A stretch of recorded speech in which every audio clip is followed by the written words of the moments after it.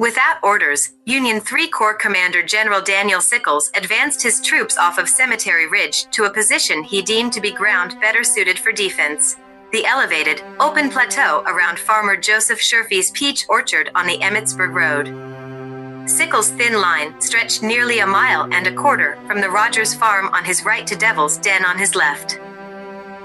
When General James Longstreet launched his attack, Joseph Kershaw's South Carolina men from McLaws' division pushed east across the George Rose farm. Kershaw's regiments split and were forced to give attention to Union infantry and artillery in the orchard on their left flank, as well as regiments posted on a boulder-covered hill, Stony Hill, in their front. After Kershaw's men advanced, the Mississippians under William Barksdale moved forward, ripping open Sickles' position along the Emmitsburg Road.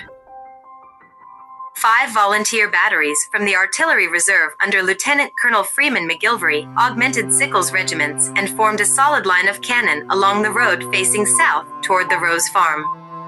McGilvery's batteries tore into the flanks of Kershaw's men as they moved across their front. The Peach Orchard was the exposed angle of Union General Daniel Sickles' 3rd Corps line after his controversial advance on July 2nd. It stands on a small ridge about 2/3 of the way between Pitzer's Woods and Cemetery Ridge. Sickles felt that it dominated the ground he had been ordered to hold, but the extra ground he had to occupy as a result was far more than his corps could adequately cover. Longstreet's attack in the afternoon resulted in desperate fighting for the area, and Sickles' position collapsed, resulting in near disaster for the Union Army. Before the Civil War, Gettysburg was best known for orchards of delicious fruit, but one Gettysburg peach orchard became a hot spot during the battle in 1863. The peach orchard at the intersection of Wheatfield Road and Emmitsburg Road became the scene for a confrontation between Longstreet's Confederate troops and Sickles' Union troops. It was the scene of intense fighting on July 2nd, 1863 from approximately 4 p.m. to 6:30 p.m. when Longstreet ordered the Confederate infantry assault. Sickles ordered the men in his Union line to advance forward from Devil's Den to this Gettysburg peach orchard because it was on slightly higher ground, but it created a bulge that exposed them to artillery fire on 2 sides. The lead defender was Union Brigadier General Charles K. Graham of the 3rd Army Corps. There were also 9 Union artillery batteries in the immediate vicinity, plus other long-range support from Cemetery Ridge and other elevations. They defended the orchard against the attacks of Confederate Colonel Edward P. Alexander and Colonel Henry Coulter Cabell's artilleries.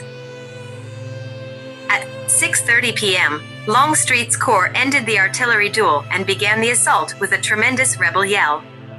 Confederate Brigadier General William Barksdale advanced with his Mississippi Brigade of 1,600 men, and on his right side, Brigadier General William Tatum Wofford led his Georgia Brigade of 1,300 men. However, the 57th Pennsylvania and 114th Pennsylvania of Graham's brigade rushed across Emmitsburg Road before the Confederates reached it. They tried to gain a hold around Farmer Joseph Sherfy's house, owner of the orchard, but there were many casualties and Confederates soon crossed the peach orchard. As the Union line was broken, Confederates knocked General Graham off his horse and captured him as a prisoner. The Excelsior Brigade of New York regiments were positioned in the orchard and along the road.